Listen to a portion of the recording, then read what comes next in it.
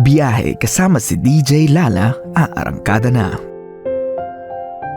Oras na para sa ating biyahe sender of the night. At itong biyahe sender natin ay nag-send ng kanyang storya ng problema sa ating biyahe text line 0917-851-4329. So eto na nga po mga kabisyo, basahin na natin ang ating biyahe ngayong gabi na itatago na lang natin sa pangalang Shara. Kasi andito yung best friend ko. Pangalan niya Troika. Ay, Shara, Troika, Shara, Hyacinth Lunar. So, Shara na lang. Anyway, sabi, hi po, di ko na sasabihin yung name ko. Binansaga na kita, para walang problema. Andito po ako ngayon sa point na parang naiiyak na lang ako kapag nag-aaway kami ng girlfriend ko. Actually, girl din ang girlfriend ko. Kagabi nag-aaway kami kasi wala akong time sa kanya, lalo na kapag busy ako sa school. Ang taas po ng pride niya pag nag-aaway kami. And yun lang, nahihirapan ako kasi lagi na lang ako yung nanunuyo sa kanya. Kaya minsan naiiyak na lang ako. Sana po mabigyan niyo ako ng advice about our relationship. Thank you and more power to your show. Well, my love, hindi talaga natin maiiwasan yung mga tao na hindi innate sa kanila. Hindi, kumbaga, although it's impossible to hear, hindi madali para sa kanila ang mag-apologize. It's not easy for them to say, I'm sorry. It's not easy for them to admit na meron silang pagkakamali, meron silang pagkukulang. And sometimes we can easily mistaken it for maybe they don't love us as much as we love them. That's the reason why kaya nila tayong tikisin. Kaya nila tayong tiisin. Kaya nila tayong hindi kausapin. Kaya nila tayong hindi pansinin.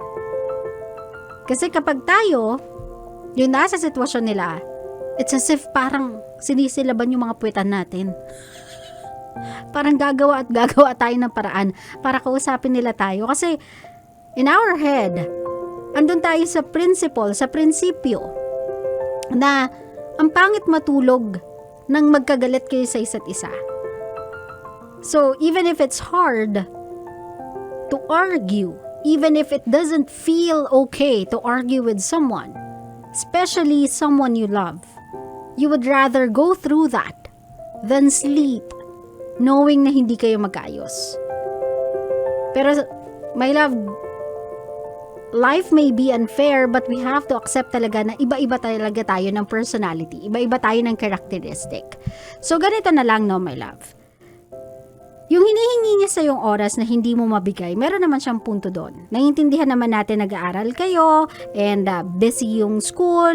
May mga times talaga in our professional and school life na parang mas gusto na lang natin magpahinga. Gets ko naman yon, my love. Pero that's one of the responsibilities that we have to fulfill kapag nag-get into a relationship tayo, knowing that we are committed into something that can take up so much of our time, like school and work.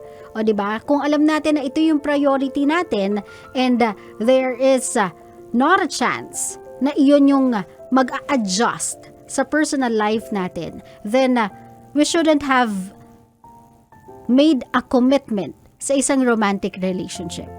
This is one of the consequences of having a relationship, my love. Hindi pwedeng sabihin mo busy ka lang. Hindi mo pwedeng laging sabihin sa kanya na may ginagawa ako. You have to make time. Kasi whether you like it or not, you committed yourself into this relationship. So, you owe it to that person to create some time, to make some time para sa kanya. Naintindihan mo ko, my love? Yung salitang busy ako won't always fly. It won't always be accepted. Hindi yayakapin yung rason na yon all the time. So you have to think of something else. Not a different reason, but a different way on how to handle your relationship. Even when you are committed dyan sa pag-aaral and dyan sa pag-work. Or better yet, my love, you have to choose. Pag-aaral mo o yung jowa mo. Unfortunately, my love, it's not much of a choice. Sa edad mong yan. It's always, and it should be, the pag-aaral. Naintindihan mo ako, my love? Now, if you wanna make it work, kausapin mo siya. Sabihin mo sa kanya, dear, my love, darling, honey, baby. Kung ano man tawagan ninyong dalawa. Sige, gawa tayo ng schedule for us. Bigay mo sa akin yung weekdays kasi yun yung busiest ko talaga. Kung kailangan mo akong mag-chat, kailangan mo akong tumawag, gagawin ko yun. I promise if sometimes I fail, but this time I'll do better. Gagawin ko yun. Pero, let's have our time. Mostly during weekends na lang. Yung weekdays, ibigay mo na yun sa pag-aaral. I need to put this at the top of my priority. And because you love me and because of our age, I know you would understand na this should be my priority. My love, sometimes hindi mataas yung pride niya. It's just that nasanay na siya yung laging isinasantabi. At napapagod na din siya sa mga rason mong I'm busy. Marami akong ginagawa. Marami akong project. Marami akong papers. Sometimes nagsasawa na lang din siya marinig yun. Minsan hindi mataas yung pride niya. Ayaw niya na lang masaktan ulit. Kesa pakinggan yung, alam mo yun, yung mga rason mong wala nang bearing, wala nang bigat. Kasi it's always the same thing.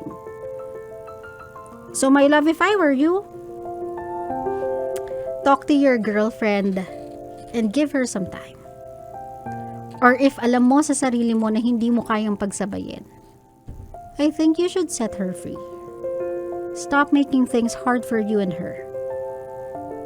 Sometimes, even if we want to, if hindi ito yung tamang panahon para panindigan siya, kahit gaano pa kalakas yung loob nating pumasok sa relasyon na yon, katatag ang paniniwala natin sa relasyon na yon.